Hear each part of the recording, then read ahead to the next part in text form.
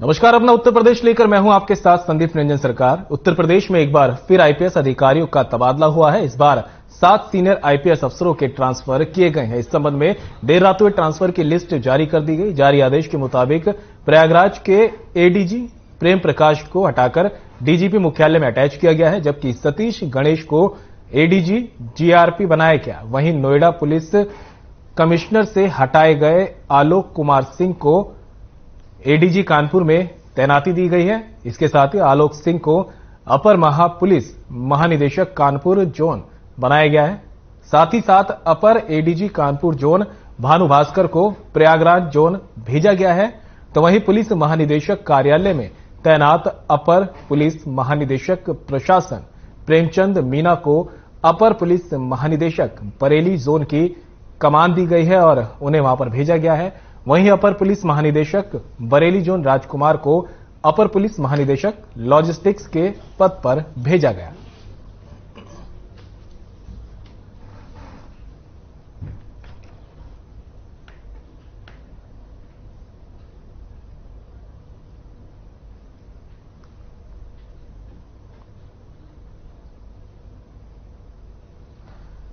तो बड़ी संख्या में एक बार फिर प्रशासनिक फेरबदल किया गया है। 7 सीनियर आईपीएस अधिकारियों के तबादले किए गए हैं। सूची जो है जारी कर दी गई है। इस संबंध में देर रात ट्रांसफर की लिस्ट जारी की गई थी, जिसकी तस्वीर आपके सामने है। इन आदेशों में प्रयागराज के एडीजी प्रेम प्रकाश को हटाकर डीजीपी मुख्यालय में अटैच किया गया, जबकि सतीश गणेश को एडीजी जीआरपी बनाया गया है। तो वहीं नोएडा पुलिस कमिश्नर से हटाए गए आलोक कुमार सिंह को एडीजी कानपुर में तैनाती दी गई। आलोक सिंह को अपर महापुलिस महानिदेशक कानपुर जोन बनाया गया। अपर एडीजी कानपुर जोन भानु भास्कर को प्रयागराज जोन भेजा गया है।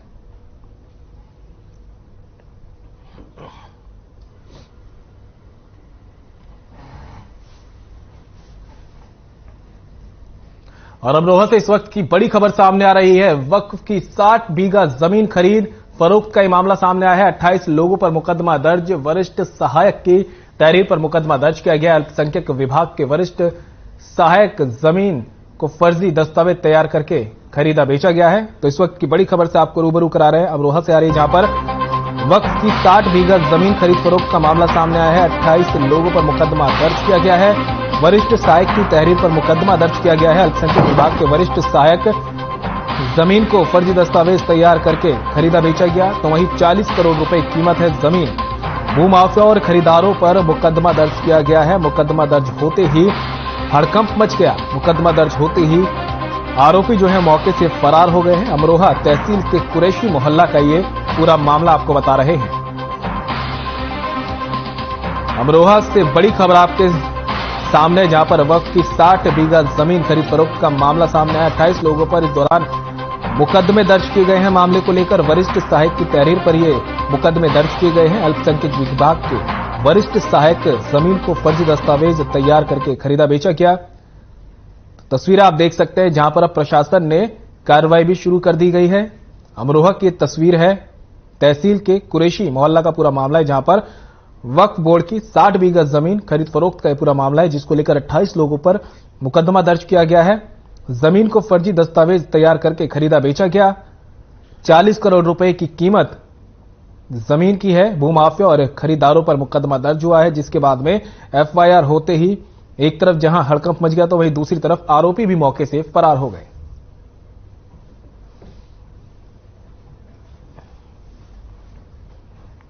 आगामी गणतंत्र दिवस की परेड में उत्तर प्रदेश की तरफ से भैजोई स्नातकोत्तर महाविद्यालय की राष्ट्रीय सेवा योजना इकाई के स्वयंसेवक नरेंद्र कुमार के चयन से भैजोई महाविद्यालय में जश्न का माहौल बना हुआ है। बता दें कि भैजोई महाविद्यालय के नरेंद्र कुमार गणतंत्र दिवस परेड में राष्ट्रीय सेवा योजना के दल में देश के चयनित स्वयंसेवकों के साथ प्रतिभाग करेंगे।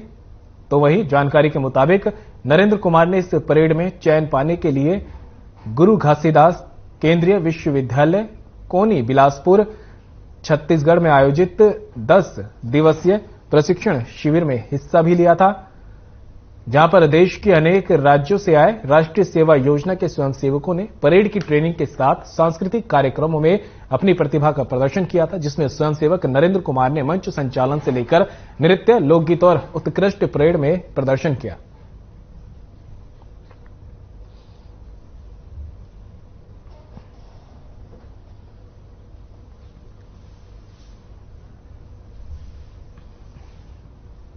बांदा में स्वास्थ्य विभाग के अधिकारियों ने बांदा जिला अस्पताल का निरीक्षण किया है और संभावित कोरोना वायरस से निपटने के लिए यहां पर जो है व्यवस्थाओं का जायजा भी लिया गया है और संबंधित अधिकारियों को अहम दिशा निर्देश दिए गए। इस दौरान बांदा जनपद के एडी के साथ सीएम और जिला अस्पताल के सीएमएच जिला अस्पताल में मौजूद रहे।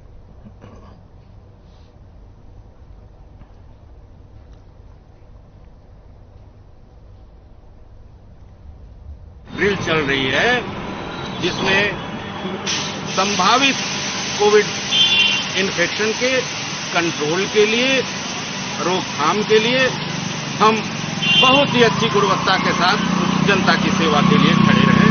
उसी का एक मॉक ड्रिल थी आज। हम स्टेट नोडल की तरफ से अपर निदेशक चित्रकूट धाम मंडल पद लिखवाइए।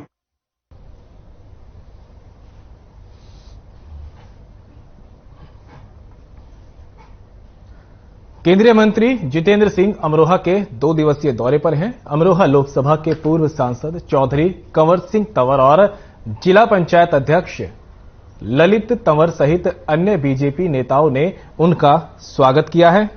केंद्रीय मंत्री जितेंद्र सिंह ने वेंकटेश्वर यूनिवर्सिटी में युवा मतदाता संवाद कार्यक्रम को संबोधित किया और युवा मतदाताओं से सरकार की योजनाओं को लेकर बातचीत भी की और उनके द्वारा पूछे गए सवालों के जवाब भी दिए। बता दें कि केंद्रीय मंत्री जितेंद्र सिंह का यह 2 दिवसीय प्रवास है। वे आज अमरोहा जनपद में ही रात्रि विश्राम करेंगे और कल भी वे कई कार्यक्रमों में हिस्सा लेने के बाद यहां से अगले गंतव्य की ओर रवाना होंगे। तो खबर आपको अमरोहा से बता रहे हैं। तस्वीर आप देख सकते हैं जहां पर केंद्रीय मंत्री जितेंद्र सिंह 2 दिवसीय दौरे पर अमरोहा पहुंचे हुए हैं। अमरोहा लोकसभा के पूर्व सांसद चौधरी कंवर सिंह तंवर और जिला पंचायत अध्यक्ष ललित तंवर समेत बीजेपी के तमाम नेताओं ने उनका जोरदार स्वागत भी किया। केंद्रीय मंत्री जितेंद्र सिंह ने वेंकटेश्वर यूनिवर्सिटी में युवा मतदाता संवाद कार्यक्रम को संबोधित किया और युवा मतदाताओं से सरकार की योजनाओं को लेकर बातचीत भी की।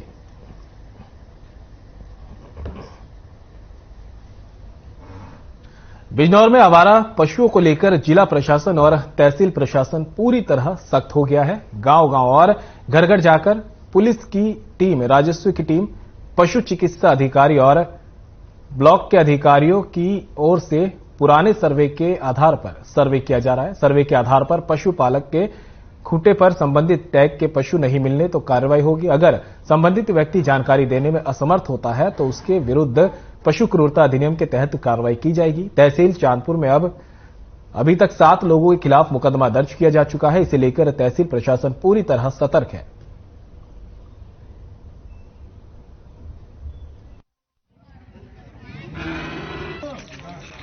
आवारा पशुओं को लेकर जिला प्रशासन और तहसील प्रशासन बहुत सख्त है, जिसमें हमारा पूरा पुराना एक सर्वे हुआ था। उस सर्वे के आधार पर घर घर जाकर राजस्व विभाग की टीम, पुलिस विभाग की टीम और पशु चिकित्सा अधिकारी और ब्लॉक के अधिकारी उन पशुओं का सर्वे कर रहे हैं। अगर संबंधित टैग वाले पशु संबंधित व्यक्ति के खूंटे पर नहीं पाए जाते तो उसे उसके संबंध में जानकारी उपलब्ध करानी होगी।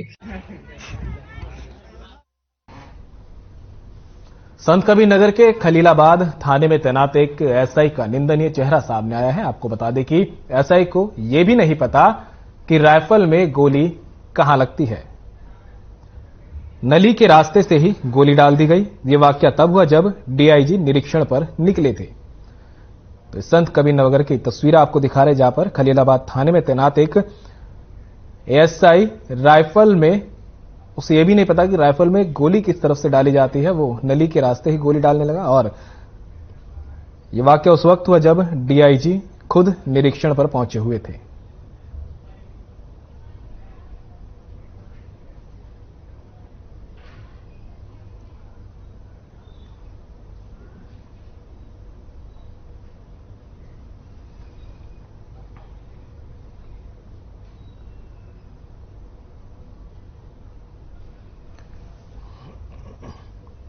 संत कबीर नगर की तस्वीरें, जहां पर खलीलाबाद थाने में तैनात एक एसआई को यह भी नहीं पता कि राइफल में गोली कैसे डाली जाती है। इस दौरान जब डीआईजी निरीक्षण पर थे तो उन्होंने गोली डलवाकर देखी तो नाल के रास्ते ही एसआई गोली डालने लगे, जिससे अंदाजा लगाया जा सकता है कि जो एसआई तैनात है वो अपने काम को लेकर कितना संजीदा है।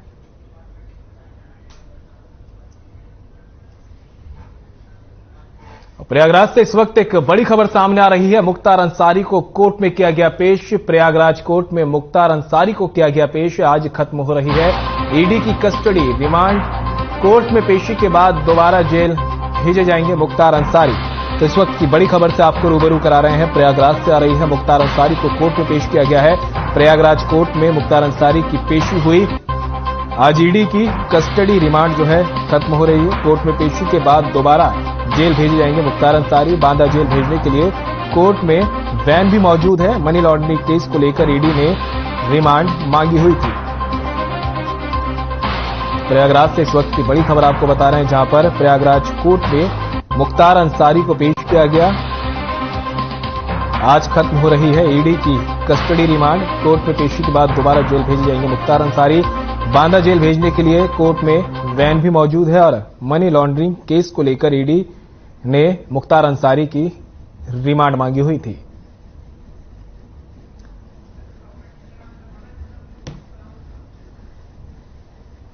प्रयागराज से इस वक्त की बड़ी खबर से आपको रूबरू करा रहे हैं, जहां पर मुख्तार अंसारी को कोर्ट में पेश किया गया है। आज ईडी की कस्टडी रिमांड खत्म हो रही है, जिसको लेकर पेशी और पेशी के बाद दोबारा अब मुख्तार अंसारी जेल भेजे जाएंगे। बांदा जेल भेजने के लिए कोर्ट में वैन भी मौजूद है। बता दें कि मनी लॉन्ड्रिंग का ही मामला है, जिसको लेकर ईडी ने रिमांड मांगी हुई थी।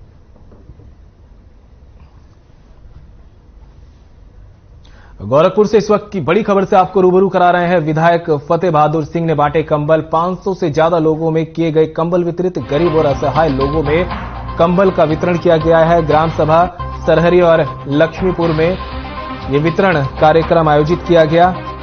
तो गोरखपुर से इस वक्त की बड़ी खबर से आपको रूबरू करा रहे हैं, जहां पर विधायक फतेह बहादुर सिंह ने कंबल वितरित किए हैं। 500 से ज्यादा लोगों को कंबल बांटे गए हैं। गरीब और असहाय लोगों में ये कंबल वितरित किए गए हैं। ग्राम सभा सरहरी और लक्ष्मीपुर में ये वितरण का कार्यक्रम हुआ। कैंपीगंज से बीजेपी विधायक हैं फतेह बहादुर सिंह। गोरखपुर से इस वक्त की बड़ी खबर आपको बता रहे हैं। विधायक फतेह बहादुर सिंह ने 500 से ज्यादा लोगों को कंबल बांटे। सर्दी का मौसम जिस तरह से अब और सर्द होता जा रहा है, उसको लेकर बीजेपी विधायक ने ऐसे लोगों को कंबल बांटे हैं जो जरूरतमंद हैं और 500 से ज्यादा लोगों को कंबल वितरित किए गए हैं। ग्राम सभा सरहरी और लक्ष्मीपुर में कंबलों का वितरण हुआ है। कैंपीगंज से बीजेपी विधायक हैं फतेह बहादुर सिंह।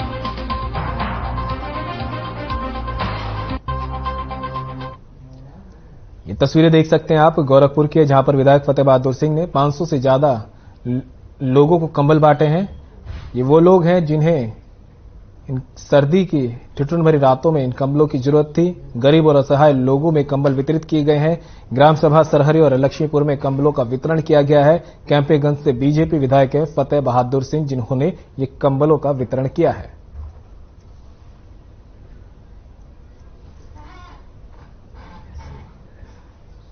कन्नौज से इस वक्त की बड़ी खबर सामने आ रही है। एसओजी टीम ने की बड़ी कार्रवाई। पुलिस ने किया अवैध शस्त्र फैक्ट्री का भंडाफोड़। कोल्ड स्टोरेज में चलती मिली अवैध शस्त्र फैक्ट्री। 2 शातिर असलाह कारीगरों को भी किया गिरफ्तार। पकड़े गए कारीगरों के पास से 21 असलहे बरामद किए गए हैं। गुरसहायगंज कोतवाली पुलिस ने कार्रवाई की है। कन्नौज से इस वक्त की बड़ी खबर आपको बता रहे हैं, जहां पर एसओजी टीम ने बड़ी कार्रवाई करते हुए अवैध शस्त्र फैक्ट्री का भंडाफोड़ किया है। कोल्ड स्टोरेज में ये अवैध शस्त्र फैक्ट्री चलती मिली है। 2 शातिर असलाह कारीगरों को यहां गिरफ्तार किया गया है। पकड़े गए कारीगरों के पास से 21 असलहे भी बरामद किए गए हैं, जिन्हें पुलिस ने जब्त कर लिया है। ये पूरी कार्रवाई गुरसहायगंज कोतवाली पुलिस ने की है। कन्नौज से इस वक्त की बड़ी खबर आपको बता रहे हैं, जहां पर गुरसहायगंज कोतवाली पुलिस ने बड़ी कार्रवाई करते हुए अवैध शस्त्र फैक्ट्री का भंडाफोड़ किया है। कोल्ड स्टोरेज में यह अवैध शस्त्र फैक्ट्री चल रही थी और इस दौरान 21 अवैध असलहों सहित 2 शातिर असलाह कारीगरों को भी पुलिस ने गिरफ्तार किया है।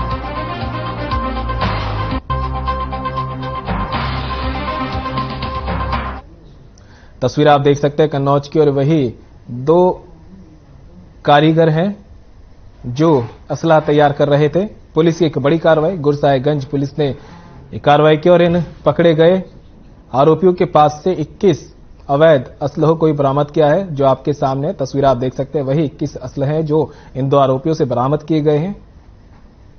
अवैध शस्त्र फैक्ट्री में छापा मारा गया था। कोल्ड स्टोरेज में ये अवैध शस्त्र फैक्ट्री चलाई जा रही थी।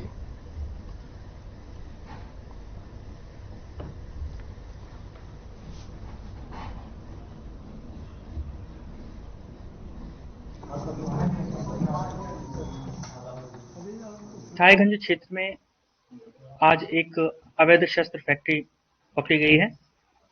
इसमें 2 अभियुक्तों को गिरफ्तार किया गया है। जानकारी करने पर प्रकाश में आया है कि ये दोनों अभियुक्त नाजायज रूप से अवैध तमंचे बनाते थे और इसके साथ ही विभिन्न स्थानों से खाली खोखे कारतूसों के प्राप्त करके उनमें पुनः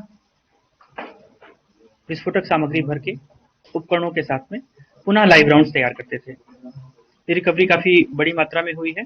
इसमें 14 अदद देशी तमंचा 315 बोर के, 7 अदद देशी तमंचा 12 बोर के, 84 अदद जिंदा कारतूस 315 बोर, 334 अदद खोखा कारतूस 315 बोर, 69 अदद बुलेट 315 बोर के। इसके अलावा शस्त्र फैक्ट्री में शस्त्र और कारतूस बनाने के उपकरण और सामग्रियां। लखनऊ से इस वक्त की एक बड़ी खबर सामने आ रही है। 6 साल का मासूम हुआ लापता। मासूम की तलाश में दर दर भटक रहा परिवार।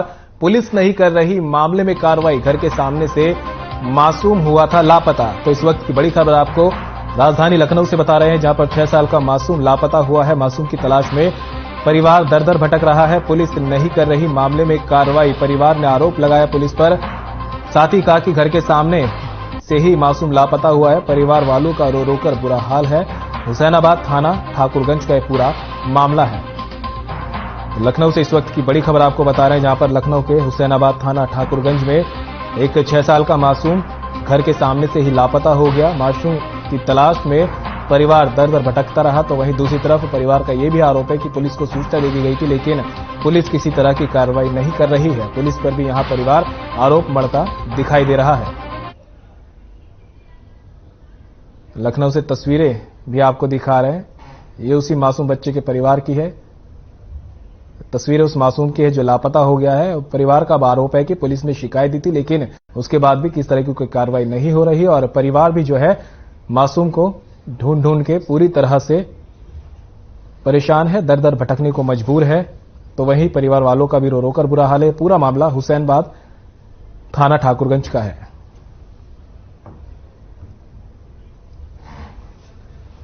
कितने दिन से मेरा बेटा दरवाजे ही से गायब हो गया, को उठा ली। पुलिस वाले सुनवाई नहीं कर रहे। आप लोग भाई बहन लोग मदद करेंगे मेरे बच्चे को ढूंढने में। हम लोग बहुत परेशान हैं। कुछ हेल्प करिए मालिक, हम लोग हाथ जोड़ रहे हैं आपसे। मेरी भैया की मदद कर दिए। हमको कुछ नहीं चाहिए, मेरा भैया मिल जाए। 24 तारीख से क्या मिला नहीं अभी तक? ये अभी नहीं मिला। कहाँ गए? सब कहीं खोजने गए, कहीं नहीं मिला। अपने रिश्तेदारों में देख लिया? रिश्तेदारों में। पुलिस के पास गए? जी। क्या आश्वासन मिला? 2 दिन जो है वही नहीं साथ में, फिर उसके बाद कोई पता ही नहीं चला। नाम बता दिए। लखनऊ से इस वक्त की बड़ी खबर सामने आ रही है। मंत्री दयाशंकर सिंह का बयान। कोर्ट के फैसले पर विधिक राय ली जाएगी। राय लेने के बाद आगे का कदम उठाएगी सरकार। विपक्ष के नेता चुनावों से डरते हैं। दयाशंकर सिंह का कहना है मोदी के नेतृत्व में देश मजबूत हो रहा है। तो इस वक्त की बड़ी खबर आपको बता रहे लखनऊ से आ रही, जहां पर मंत्री दयाशंकर सिंह का बयान आया है। उन्होंने कहा कि कोर्ट के फैसले पर विधिक राय ली जाएगी। राय लेने के बाद ही आगे का कदम उठाया जाएगा। साथ ही उन्होंने विपक्ष पर निशाना साधते हुए कहा कि विपक्ष के नेता चुनाव से डरे हुए हैं। तो वहीं दूसरी तरफ कहा कि पीएम मोदी के नेतृत्व में देश मजबूत हो रहा है। राहुल की भारत जोड़ो यात्रा को लेकर भी उन्होंने निशाना साधा है। कहा कि राहुल गांधी की भारत जोड़ो यात्रा के कोई मायने नहीं है।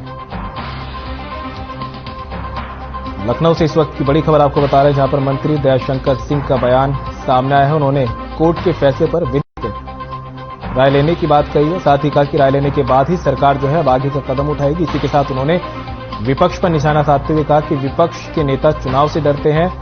तो वहीं दूसरी तरफ राहुल गांधी की भारत जोड़ो यात्रा पर भी उन्होंने वार किया है। कहा कि राहुल की भारत जोड़ो यात्रा के कोई मायने नहीं है। इसके साथ उन्होंने पीएम मोदी की तारीफ करते हुए कहा कि पीएम मोदी के नेतृत्व में देश मजबूत हो रहा है।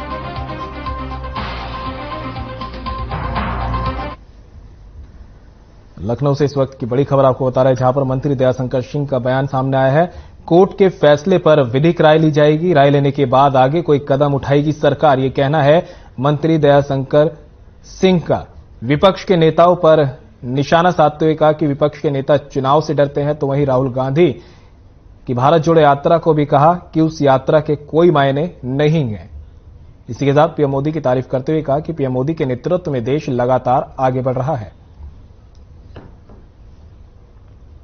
रायबरेली से इस वक्त की बड़ी खबर सामने आ रही है। जेल कैंपस में सिपाही की पिटाई का मामला, 5 आरोपी सिपाहियों को तत्काल किया गया निलंबित। जेल के अंदर अवैध वसूली को लेकर डंडों से पीटा। रायबरेली से इस वक्त की बड़ी खबर आपको बता रहे हैं, जहां पर जेल कैंपस में सिपाही की पिटाई का मामला सामने आया। 5 आरोपी सिपाहियों को तत्काल निलंबित किया गया है। जेल के अंदर अवैध वसूली को लेकर डंडों से पिटाई की गई थी। साथ ही सिपाही की पिटाई का वीडियो भी वायरल हुआ है। रायबरेली के जिला कारागार कैंपस में हुई थी मारपीट। रायबरेली से आपको इस वक्त की बड़ी खबर से रूबरू करा रहे हैं, जहां पर जेल कैंपस में सिपाही की पिटाई का मामला सामने आया है, जिसमें 5 आरोपी सिपाहियों को तत्काल निलंबित कर दिया गया है। जेल के अंदर अवैध वसूली को लेकर डंडों से पिटाई की गई थी। साथ ही सिपाही की पिटाई का वीडियो भी अब सामने आया है। रायबरेली के जिला कारागार कैंपस में ये मारपीट की गई थी, जिसके बाद आला अधिकारियों ने तुरंत एक्शन लिया और 5 आरोपी सिपाहियों को तत्काल निलंबित कर दिया गया है। तो वहीं दूसरी तरफ घायल सिपाही का इलाज अस्पताल में जारी है। रायबरेली से इस वक्त की बड़ी खबर से आपको रूबरू करा रहे हैं। तस्वीरें आप देख सकते हैं किस तरह से जो है ये 5 आरोपी वही सिपाही हैं जो एक साथी सिपाही को पीटते दिखे। दरअसल ये पूरा अवैध वसूली का पूरा मामला है। जेल के अंदर अवैध वसूली को लेकर ये पिटाई की गई थी और डंडों से बुरी तरह ये सिपाही को पीटा जा रहा है। तस्वीरें देख सकते हैं आप। 5 सिपाहियों पर जो है आरोप लगे हैं और जब बचाने की कोशिश की गई तो और आक्रामक ये आरोपी सिपाही हो गए, जिसके बाद आला अधिकारियों ने तुरंत कार्रवाई करते हुए इन 5 आरोपी सिपाहियों को तत्काल निलंबित कर दिया है। तो वहीं दूसरी तरफ अब घायल जो सिपाही है उसका इलाज भी जारी है। रायबरेली की जिला कारागार कैंपस का यह पूरा मामला है, जहां पर अब पिटाई का वीडियो जो है सामने आया है। और फिलहाल इस बुलेटिन में इतना ही। मुझे दीजिए इजाजत। नमस्कार।